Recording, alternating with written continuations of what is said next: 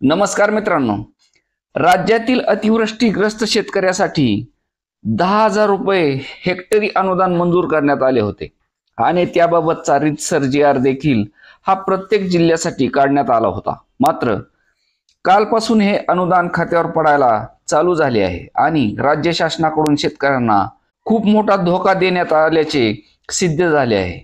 उदाहरण द्यायचे झाल्यास धाराशिव जिल्ह्यातील बाधित शेतकरी हे 5,06,614 आहेत, तर 5,77,544 हेक्टर नुकसानग्रस्त जमीन आहे आणि अनुदान मंजूर हे 577,54,46,46,000 रुपये आहे.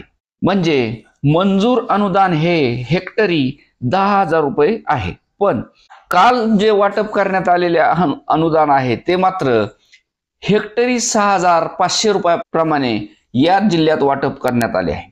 म्हणजे उर्वरित हे शेतकऱ्यांना देण्यात येणार आहे की नाही याबाबतही काही सांगण्यात आलेले नाही. उर्वरित पैसे हे राजकारण्यांना मिळून खाण्यासाठी मागे ठेवले आहेत की काय अशी शंका शेतकरी बोलून दाखवत आहेत.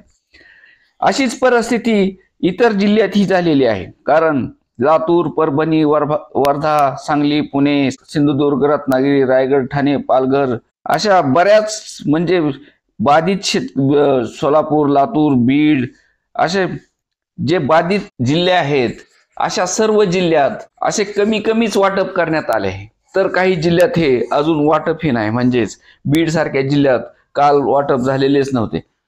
अशी परिस्थिती असताना सुद्धा शेतकऱ्यांची इतकी नाजूक परिस्थिती असताना सुद्धा अनुदान हे खूप कमी आलेले आहे. तर काही शेतकऱ्यांना पहिलेच अनुदान आलेले नाही. म्हणजे हेक्टरी जे 8,500 रुपये जे मिळणार होते तेही अनुदान आलेले नाही.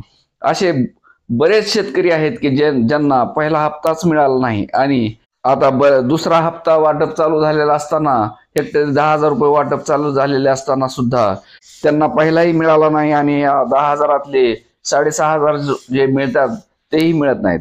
काही जिल्ह्यात मात्र 7,000 रुपये, काही जिल्ह्यात म्हणजे 8,000 रुपये असेही मिळालेले आहेत. पण 100% हेक्टरी 10,000 रुपये कुठल्याही जिल्ह्यात मिळालेले नाहीत. म्हणजेच शासनाने शेतकऱ्यांची फक्त फसवणूकच केली आहे हे आता सिद्ध होत आहे. कारण तुमची घोषणा जर हेक्टरी 10,000 रुपये होती तर मग हेक्टरी 10,000 रुपये का टाकत नाहीत?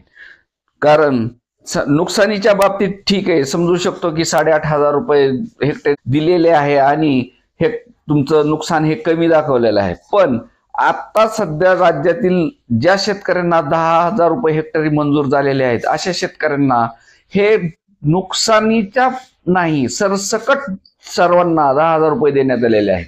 असे असताना सुद्धा शेतकऱ्यांना मात्र कमी देऊन शासनाने शेतकऱ्यांची घोर फसवणूक केल्याचा आरोप आता शेतकरी करत आहेत.